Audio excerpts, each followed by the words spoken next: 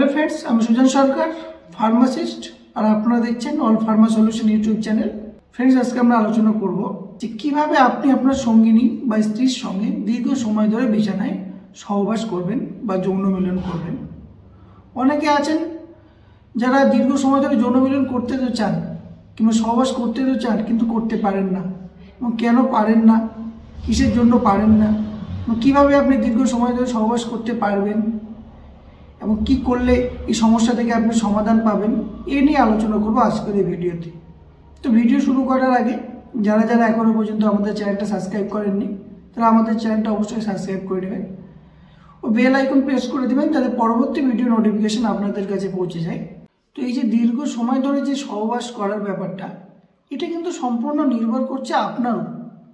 আপনি কিভাবে আপনার সঙ্গিনীর সঙ্গে যৌন সম্পর্ক করছেন বা সহবাস করছেন, এটা কিন্তু সম্পূর্ণ আপনার উপরে ডিপেন্ড করে। অনেকে আছেন যে খুব অল্প সময় তাদের যে বীর্যটা সেটা কিন্তু বেরিয়ে যায়, একটুতে স্যাটিসফাই করে নেয় নিজেকে, কিন্তু আপনি আপনার সঙ্গিনী ও কিন্তু অত তাড়াতাড়ি স্যাটিসফাই হয় না কিংবা ওরও অর্গাজম হয় না। এই নিয়ে কিন্তু আপনার মাথায় একটা চিন্তা থাকে যে আমি তো স্যাটিসফাই হয়ে গেলাম কিন্তু আমার সঙ্গিনী স্যাটিসফাই হলো না। আর আপনি বারবার এই চিন্তাটা করতে থাকেন, বারবার এই চিন্তাটা করতে থাকেন। আপনি যত এই চিন্তাটা করেন, আপনার স্পার্ম বা বীর্য তত তাড়াতাড়ি বেরিয়ে যায় যখন আপনি সহবাস করেন। তো সহবাস করারও কিছু নিয়ম আছে। অনেক ছেলে আছে যারা সহবাস করার সময় তাড়াহুড়ো করে। তো সহবাস করার সময় তাড়াহুড়ো করা একদম যাবে না। সঙ্গিনীর সঙ্গে ফোরপ্লে করুন, তাকে ধীরে ধীরে কিস করুন, তার স্তন্য মর্দন করুন, এখানে ওখানে স্পর্শ করুন, করে ওকে একটা সেন্সিটিভ মুহূর্তে পৌঁছান। আপনারা চাইলে কিন্তু পেনিস যৌনির মধ্যে প্রবেশ না করেও আপনার সঙ্গিনীকে অর্গাজম করাতে পারবেন। আপনি যৌনির মধ্যে হাত দিন, ধীরে ধীরে স্পর্শ করুন, ওর সেন্সিটিভ পার্টগুলোকে স্পর্শ করুন, এইভাবে কিন্তু আপনি অর্গাজম করতে পারবেন আপনার সঙ্গিনীর। আর সহবাস করার সময় যদি আপনার মাথায় থাকে যে আমার তাড়াতাড়ি স্পার্ম বেরিয়ে যায় কিংবা বীর্য বেরিয়ে যায়, সেক্ষেত্রে কিন্তু সত্যি তাড়াতাড়ি আপনার বীর্য বা স্পার্ম কিন্তু বেরিয়ে যাবে। আপনাকে আপনার মনকে সবার আগে শক্ত করতে হবে যে না, আমি পারবো। এই জিনিসটা কিন্তু আপনার উপরে নির্ভর করতে হবে। আপনাকে ভাবতে হবে যে না, আপনি দীর্ঘ সময় ধরে করতে পারেন। যদি আপনার মাইন্ডে এই জিনিসটা একবার চলে আসে যে আপনি হয়তো পারেন না, সেক্ষেত্রে কিন্তু আপনি কখনোই পারবেন না। আপনিই করতে পারবেন। অনেক অবিবাহিত ছেলে, ওরা প্রথম থেকে ওদের মাইন্ডে কিন্তু এই জিনিসটা চলে আসে, হয়তো আমি শারীরিক সম্পর্ক দীর্ঘ সময় ধরে আমার সঙ্গিনীর সঙ্গে করতে পারবো না। তাদের যখন নতুন বিয়ে হয়, প্রথম এরকম হয় যে দুবার, একবার, তিনবার, চারবার তাড়াতাড়ি স্পার্ম বেরিয়ে যায়, বা যেটাকে আমরা শীঘ্রপতন বলি, সেটা হয়। এটা অতিরিক্ত এক্সাইটমেন্টের জন্য হয়। কিন্তু সেই ছেলেরা তো ধরে নেয় যে তাদের দ্বারা হয়তো হবে না। কিন্তু যখন তারা ধরে নেয় যে তাদের দ্বারাই হবে না, এটা একবার ওদের মনের মধ্যে ঢুকে যায়, তখন কিন্তু ওরা সত্যি তাদের সঙ্গিনীর সঙ্গে দীর্ঘ সময় ধরে সহবাস করতে পারে না। তো এই জিনিসটা হতেই পারে, এটা একটা দুর্ঘটনা বা অ্যাক্সিডেন্ট হিসেবে আমাদের ধরে নিতে হবে। এটা কিছু ব্যাপার না, নেক্সট টাইম আমি ঠিক করবো। আপনি যত বেশি চেষ্টা করবেন তত বেশি সফল হবেন।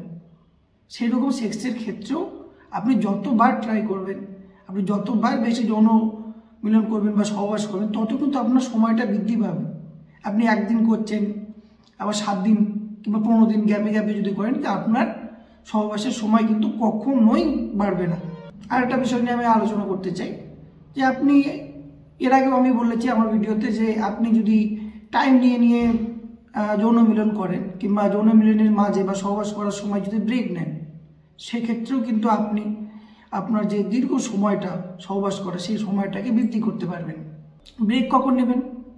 আপনার স্পার্ম বা বীর্য বেরিয়ে যাওয়ার মুহূর্ত আছে, সেই সময় যদি আপনি ব্রেক নেন, তাহলে কিন্তু আপনি আপনার স্পার্ম কিংবা বীর্যকে কিন্তু আটকাতে পারবেন না। আপনাকে বুঝতে হবে যে আমাকে কোন সময় ব্রেক নিতে হবে। সেই সময় আপনার লিঙ্গটাকে বা পেনিসটাকে যৌনি থেকে বের করতে হবে। আপনার পেনিস আপনি বের করলেন বা লিঙ্গ বের করলেন আপনার পার্টনারের যৌনি থেকে, কিন্তু ওকে এই জিনিসটা বুঝতে দিলে চলবে না। সেই মুহূর্তে কিন্তু আপনাকে আপনার বাকি কাজগুলো কিন্তু চালিয়ে যেতে হবে। ওকে আপনি চুম্বন করছেন, ওর সেন্সিটিভ অর্গানগুলোতে আপনি স্পর্শ করছেন, ওর স্তন্যমর্দন করছেন, এই সমস্ত জিনিসগুলো কিন্তু আপনাকে কন্টিনিউয়াসলি চালিয়ে যেতে হবে। নাহলে কিন্তু আপনার সঙ্গিনী আপনার উপর কিন্তু ক্ষিপ্ত হয়ে যাবে। এইভাবে ব্রেক নিয়ে যদি আপনি শারীরিক সম্পর্ক করেন, সেক্ষেত্রেও কিন্তু আপনি আপনার যে সহবাসের দীর্ঘ সময় ধরে সহবাস করা, সেই সময়টা কিন্তু বৃদ্ধি করতে পারবেন। আপনারা হয়তো পর্ন ভিডিওতে দেখে থাকেন অনেক সময় যে দীর্ঘ সময় ধরে 20 মিনিট 30 মিনিট ধরে শারীরিক সম্পর্ক করে, আসলে ওটা একদম সত্য নয়। ওটা এডিট করে ওইভাবে তৈরি করা হয়। 20-30 মিনিট এক কন্টিনিউয়াসলি শারীরিক সম্পর্ক কেউই করতে পারবে না। তবে আপনি ব্রেক নিয়ে নিয়ে যদি করেন, মাঝখানে সময় নিয়ে নিয়ে যদি করেন, সেক্ষেত্রে কিন্তু আপনি সেই আপনার যে সহবাসের সময়টাকে, সেই সময়টা কিন্তু আপনি বাড়াতে পারবেন। আরেকটা পদ্ধতি আমি আপনাদেরকে বলে দিচ্ছি কিভাবে আপনারা মানে আপনাদের সহবাসের সময়টাকে বাড়াবেন। যখন আপনার সঙ্গীর সাথে আপনি সহবাস করছেন, আপনার মনে হচ্ছে যে এই সময় আমার ব্রেক নেওয়া দরকার কিংবা আমার স্পাম বেরিয়ে যাবে, সেই ক্ষেত্রে আপনি কি করবেন, আপনার পেনিসটাকে বের করবেন। বের করে ধরুন এইটা আপনার পেনিস, আর ঠিক পেনিসের গোড়া থেকে একটু আগে এই জায়গাটাতে এইভাবে আপনি প্রেস করবেন। প্রেস করে চেপে ধরে থাকবেন, কিছু সময়ের জন্য চেপে ধরে থাকবেন, কয়েক সেকেন্ডের জন্য।